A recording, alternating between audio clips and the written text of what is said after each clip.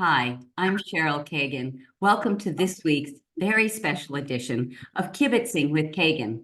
I'm interviewing and chatting with a bunch of the candidates running in the 6th Congressional District. And with me today is Hagerstown Mayor Tekesha Martinez. Madam Mayor, thank you so much for taking the time to chat. Thank you, Senator, for having me. Absolutely. So I'm starting everyone off with 2 minutes to tell us about your background, your interests, your priorities, why you're running for Congress, why you want to serve. And your time begins now. Well, I'm running for Congress because I feel as though we need someone that has the know all and do all when it takes to helping to reconcile, recover, restore, and revitalize. And I have that. I have that passion and I have the history of it. I'm a mediator. I'm a spoken word artist. I born and raised in Hagerstown in Western Maryland. One of my biggest accomplishments was not leaving home to help clean up my own backyard. I'm very, very committed to making sure that community understands government and being transparent. And I just feel as though I'm the right person and the only person that is in the middle of Western Maryland that can do this job. Okay, you have more time if you want it. No, I'm You're good. good. Okay, let's keep going then. So I'm asking the exact same questions of each of the candidates in the same order, and none of you have gotten the questions in advance. So first, give me 3 adjectives you would use to describe Congress now. Oh, 3 adjectives to describe Congress now. Conflicted, confused, um, and I would say uh, uh,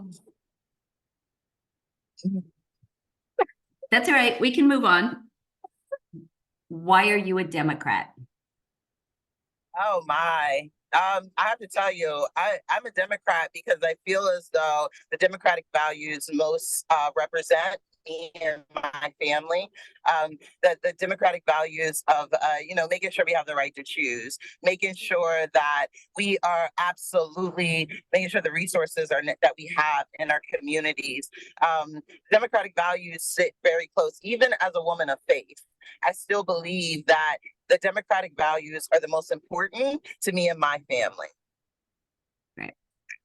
Tell me something you've learned on the campaign trail so far, something you didn't know before. I have learned how to quicken, right? How to hurry up and get to my point. As a poet and as an artist, as someone who likes to use a lot of words, that has been my biggest lesson. Okay. What do you think is the biggest challenge facing the 6th Congressional District? So my biggest challenge is that this district is over 3,000 square miles, and I am a sitting nonpartisan mayor in a conservative county. And so for me, and also the challenge is the city of Hagerstown right now has more development than it's had in over 50 years. And so getting out across the district, but still making sure that I'm doing my job.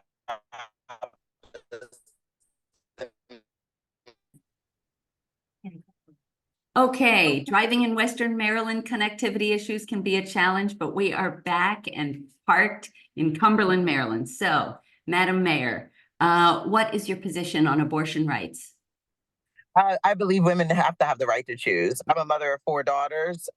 It's very, very important. I can't even phantom like them not being able to choose whether their reproductive care or any young lady. So absolutely, that law should not be in the midst of our health. Agreed. What would you prioritize to address climate crisis if you were in Congress? That's one of the things that I've learned a lot as mayor. Sewer, rainwater collection. Also, making sure I'm here in the mountains.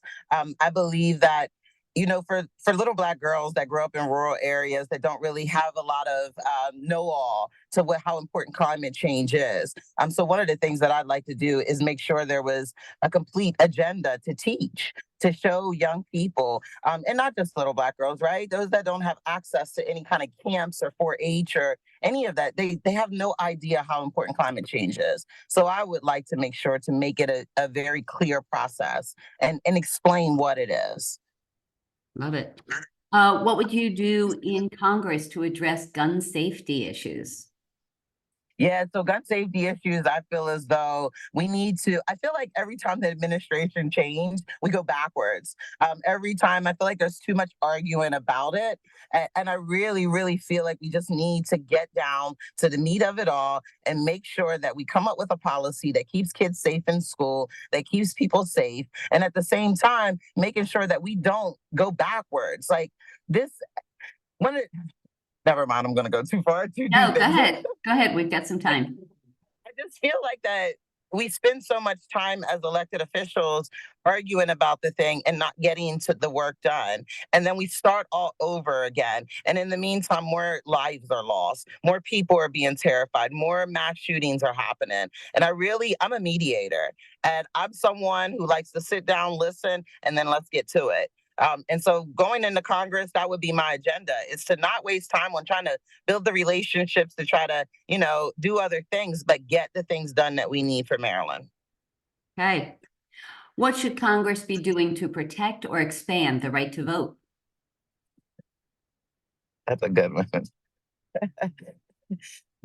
I believe that our representatives should absolutely be making sure that they are talking with local officials. All government is local. I believe that connecting with your mayor and your council, connecting with your local league of voters, I believe that Congress people should be meeting with people like myself and making sure that we have what we need in rural areas, in conservative counties, that we are not being shut out and shut down. And what happens is if you're a Democratic woman that is in a conservative county and you don't have access to any of your state legislators or to your federal, and you got to go through your county, that creates a lot of conflict that does not want people do not want to go vote. People do not want to get involved. And I believe that we need to stay connected, especially as Democrats, to make sure that in conservative counties that there is representation and we're making sure that the voters are not being hurt by the things that are being done in counties. We're going to circle back to that in a minute, but can you give me an example of partnering effectively with someone very different from you?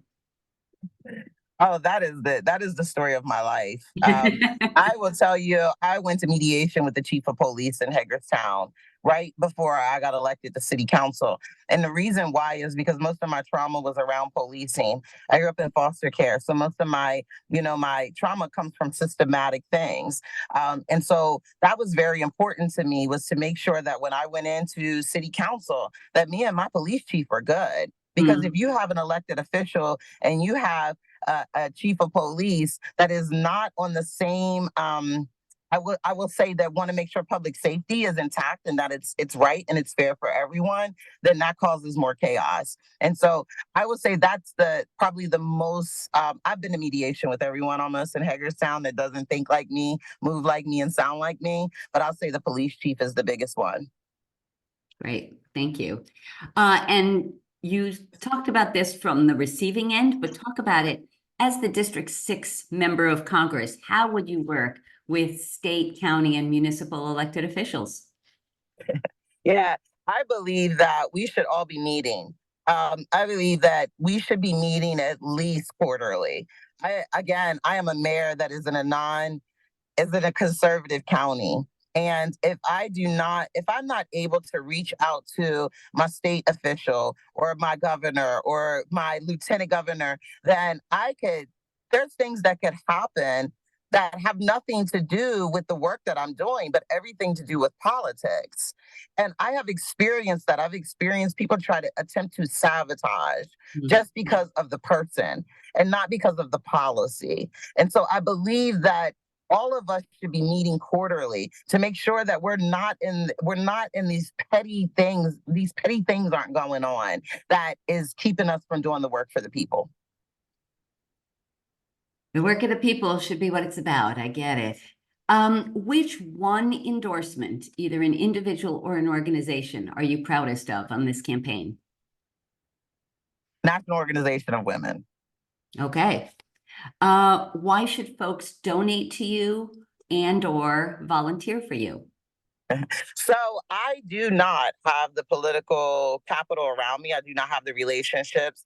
I do not have the finances. I don't have the friends that have big pockets or deep pockets. But what I do have is a powered movement, a grassroots movement powered by the people. I work right now as the mayor of Hagerstown with a $28,000 a year salary. The work that I do already speaks to the public servant that I am. I'm a mother, four daughters and a son. I have 8 grandchildren. And I mean, this is my sacrifice. This is my service. And imagine me with an entire team, with the access and the ability and the volunteers to be able to reach this entire district.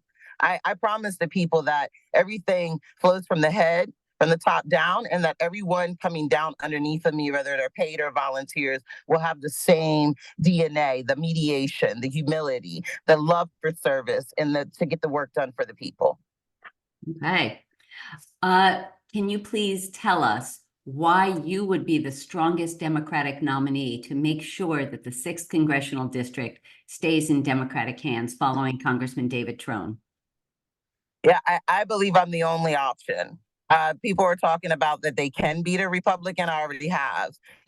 I'm a nonpartisan mayor. I can't stress that enough. Who walked away with unanimous from my council, and on my council at the time was former Mayor Bob Brucey, and I walked away with his vote as mayor. And that speaks a lot to my diplomacy, a lot to the work that I'm able to do, and also how I am able to get everyone on consensus, even if we don't think alike.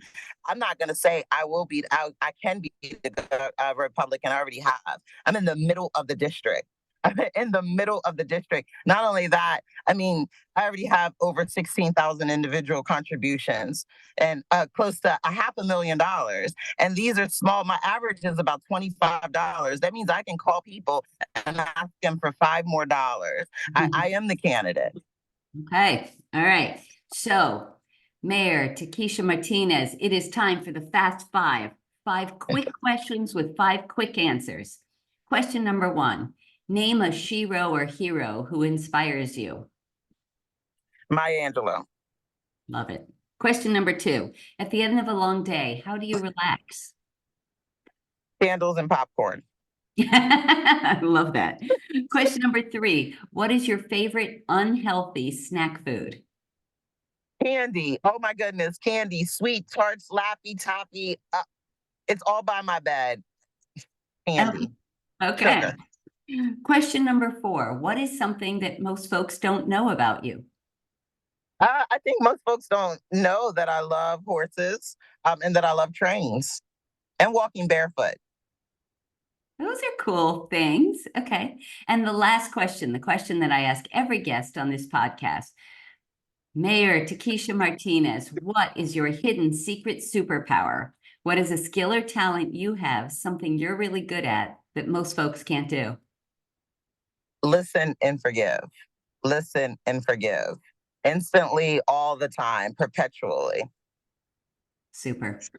Well, Madam Mayor, in the midst of a busy campaign and being in Western Maryland with Wi-Fi challenges and stuff, I really appreciate your taking time to chat. And thank you for being part of democracy and for kibitzing with me this morning. Thank you, Senator. Nice kibitzing. Thank you. See you soon. Take care. See ya. Bye-bye.